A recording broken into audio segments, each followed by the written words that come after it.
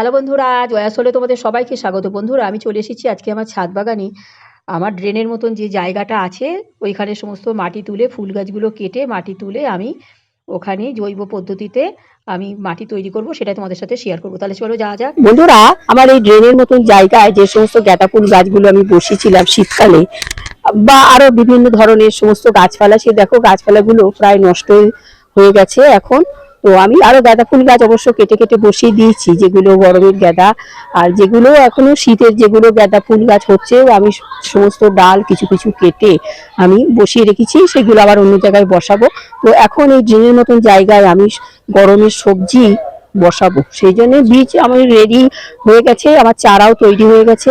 তো সেইগুলো আমি এই বসাবো। ড্রেনের মতন জায়গাটা আমি এখন পরিষ্কার করছি, পরিষ্কার করে তারপরে আমি সমস্ত ড্রেনের মতন এই জায়গাটা মাটিগুলো রেডি করে আমি সমস্ত দানা বসাবো বা গাছ বসাবো। তো কিভাবে এখন প্রথমেই আমি আমার দেখো এই গাঁদা ফুল গাছ টাছগুলো আমি কেটে ফেলছি। প্রথমেই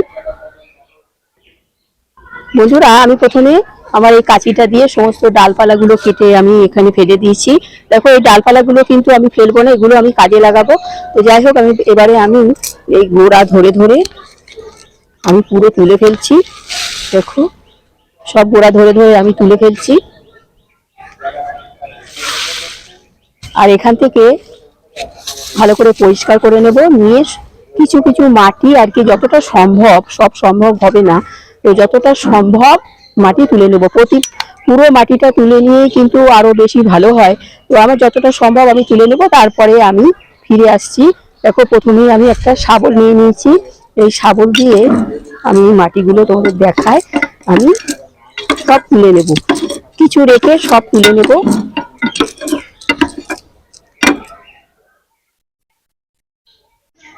বন্ধুরা, তোমরা দেখো আমি এই ড্রেনের মতন জায়গাটা আবার যে ছাদ বাগানে আছে, এখান থেকে আমি 2-3 হাত আর কি সমস্ত এখান থেকে সব মাটি তুলে নিয়ে একদম সানের মতন করে নিয়েছি। আর এটাকে আমি 2 দিন পরে আমি আবার ফিরে এসে তখন আমি আবার কিভাবে এখানে মাটিটা আর কি এখানে তৈরি করব, তৈরি করা মাটিগুলো আবার আছে উপরে দেবো, আর নিচে কি কি পাতবো না পাতবো সেগুলো তোমাদের সাথে আমি আবার দেখাবো।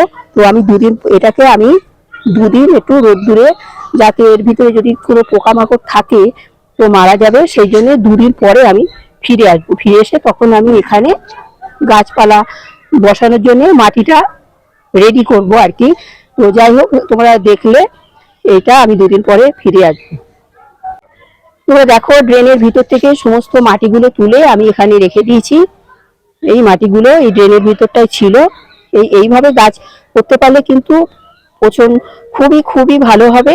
আর যদি না পারা যায়, এই এত মাটি অনেকের পক্ষে সম্ভব হয় না তোলার, তো যাই হোক সেটাও আমি পরে আসবো। সেই মাটি কিছু মাটি তুলে সেটা কিভাবে করবো সেটা আবার পরে আসবো। আমি আজকে এই ড্রেনের ভিতর থেকে সমস্ত মাটিটা আমি তুলে ফেললাম, তুলে ফেলে এখানে আমি এই মাটিগুলোকে আমি আবার রোদ্দুর আর কি 2 দিন 3 দিন 4 দিন রোদ্দুর দেবো ভালো করে। আর এই জায়গাটাও আমি সুন্দর করে রোদ্দুর যাতে পাই সেটা আমি 2 দিন ফেলে রেখে দেবো এরকম অবস্থায়। আর এই যেখানে আমি যে ডালপালাগুলো কেটেছিলাম সেই ডালপালাগুলো কিন্তু আমি ফেলবো না, সেটা আমি পরে কি করব না করব সেটা তোমাদের সাথে আমি দেখাবো। আর এই মাটিগুলো কিন্তু আমি সাথে সাথে গাছ বসাতে পারবো না, এগুলো আমি 10-12 দিন আর কি আবার আমি রেডি করে রাখবো। যেমন আমি এই বস্তার ভিতরে রেডি করা আমার মাটিগুলো আছে, ওই মাটিগুলো আমি এই ড্রেনের ভিতর জায়গায় ঢেলে দেবো। আরো তলায় কি কি দেবো সেটা দেখাবো। তাহলে আমি আবার 2 দিন পরে ফিরে আসবো। বন্ধুরা, আমি 3-4 দিন পরে ফিরে আসলাম। দেখো এই ড্রেনের ভিতর জায়গাটায় যে মাটিগুলো আমি তুলেছিলাম, সেই এখানে আমি 3-4 দিন রোদ্দুর ভালো করে সুন্দরভাবে রোদ্দুর এখানে পড়েছে। তারপরে পোকা টোকাগুলো যেগুলো থাকে সব মারাই গেছে। তো আর এই ডালগুলো দেখো কেমন শুকিয়ে শুকিয়ে গেছে। তো এই ডালগুলো আমি এখন কি করব, আমাদের ছাদ বাগানে আমরা কোনো কিছুই ফেলবো না, যে আমি ফেলি না। তো কিন্তু তোমরাও কেউ যদি গাছপালা করো এরকম কোনো ডালপালা পাতা ঝাড় দেওয়া কেউ কিছুই ফেলবে না। তো যাই হোক, আমি প্রথমেই আমি কি করব, আমার এই ড্রেনের মতো জায়গাটায় আমার এই গাঁদা ফুলের ডালগুলো সুন্দরভাবে পেতে পেতে দেবো, যাতে এই ডালগুলো কিন্তু পরবর্তীতে সারে তৈরি হবে। মাটি, গোবর সার, সর্ষের খোল সমস্ত দিয়ে এখানে কিন্তু তোমরা দেখো আমি এই ড্রেনের মতো জায়গাটায় সমস্ত আমার এই এই ডালপালাগুলো, ফুল গাছের ডালপালাগুলো একদম নিচে আমি পেতে দিচ্ছি। এখানে কিন্তু কোনো মাটি ছিল না, একদম পুরো শান। তো যাই হোক, এরপরে আমি আরো আমার অনেক ডাল আছে, এই ডালগুলো সব আমি পেতে পেতে দেবো। আর একটু কয়েকটা কাঠের টুকরো আমি দিয়ে দিতে পারি, যাতে একটু ড্রেন ব্যবস্থাটা ভালো হয়। দেখো সুন্দরভাবে আমি পেতে নিয়েছি, আর কয়েকটা কাঠের টুকরো দিয়ে। বন্ধুরা দেখো, আমি কিছু কাঠের টুকরো এখানে আমি পেতে দিচ্ছি, যাতে ড্রেন ব্যবস্থাটা আমার ভালো হয়। আর কিছু নারকেলের খোসাও আমি দিয়ে দিচ্ছি। আমার আরো অনেক ডাল আছে, আমি চেপে চেপে দিয়ে দিচ্ছি এর ভিতরে। আমি সমস্ত ডালপালা, ছোবড়া, খোসা, নারকেলের খোসা, কাঠের টুকরো আমি তলায় বিছিয়ে নিয়েছি। আবার কিন্তু এখানে একটা দেখো পাইপ দেওয়া আছে, সব আমার মাঝে মাঝে মাঝে মাঝে সব পাইপ দেওয়া আছে। পাইপ দিয়ে এই জলগুলো কিন্তু বেরিয়ে যাবে। যদি গাছের গোড়ায় জল জমে তাহলে কিন্তু গাছগুলো পচে যাবে। সেই জন্য আমরা সব গাছ বসানোর আগে আমরা কিন্তু ড্রেন ব্যবস্থাটা ভালো করব। তো যাই হোক, আমি প্রথমে পেতে দিলাম, তারপরে আমি কিছু মাটি দিয়ে দেবো।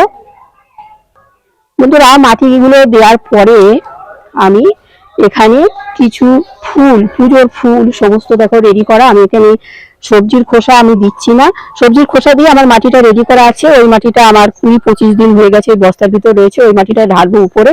আর এইগুলো তলায় আর কি আমি দেখো সমস্ত ফলের খোসা, ফুলের খোসা, ফুল, এই যে কলার খোসা সব আছে, আমি সব ঢেলে দিচ্ছি এর ভিতরে।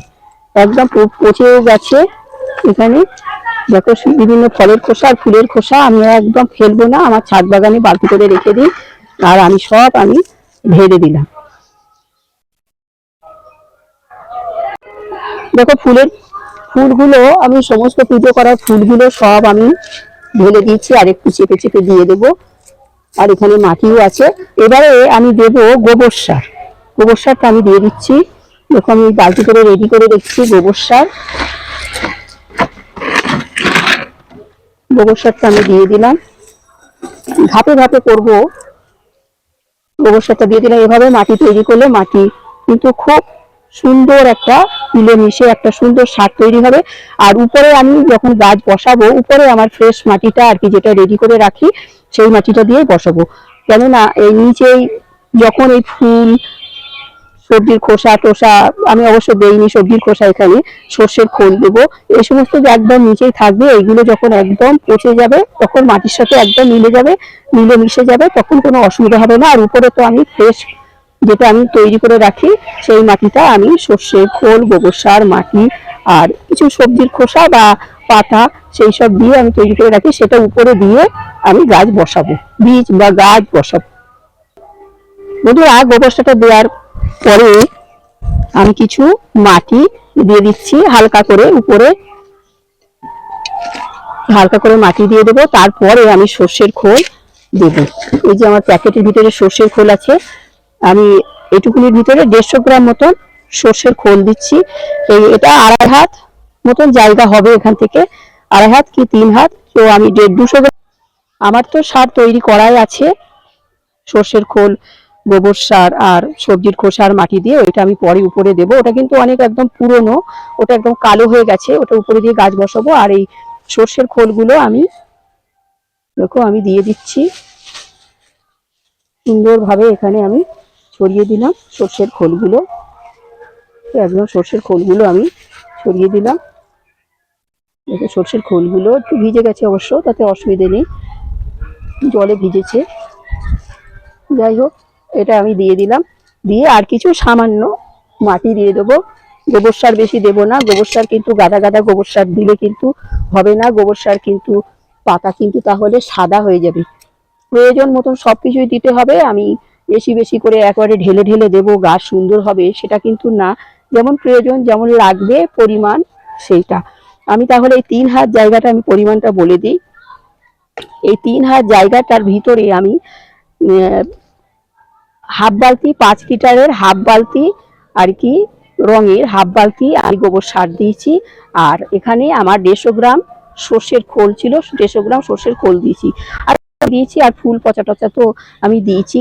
1 বালতি ফুল আর কি, পুজোর ফুল, সেটা আমার 7-8 দিনের ফুলটা ছিল, সেটা একদম নিচেই দিয়ে দিয়েছি। দিয়ে তারপরে কিন্তু এবার আমি ফ্রেশ মাটি দিয়ে দেবো। দিয়ে যেটা তৈরি করা মাটি, ফ্রেশ মাটি বলতে ওইটা দিয়ে তারপরে আমি গাছ বসাবো।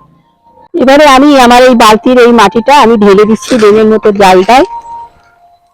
দেখো আমার এটা তৈরি করা মাটি আমি ঢেলে দিলাম, সুন্দরভাবে আমি ঢেলে দিয়ে একদম নেড়ে ছেড়ে দেবো। আরো আর এক বালতি দেবো, দিয়ে তারপরে আমি গাছ বসিয়ে দেবো। তাহলে বন্ধুরা, তোমরা আমার এই ড্রেনের ভিতরে সমস্ত মাটি তুলে আমি আমার ফেলে দেওয়া সমস্ত জিনিসপত্র দিয়ে গাছের ডাল টাল দিয়ে আমি কিভাবে মাটিটা রেডি করলাম সেটা তোমাদের সাথে আমি শেয়ার করলাম। তোমরা ভিডিওটা প্রথম থেকে শেষ পর্যন্ত দেখো, কেটে কেটে দেখো না। ভিডিওটা ভালো লাগলে লাইক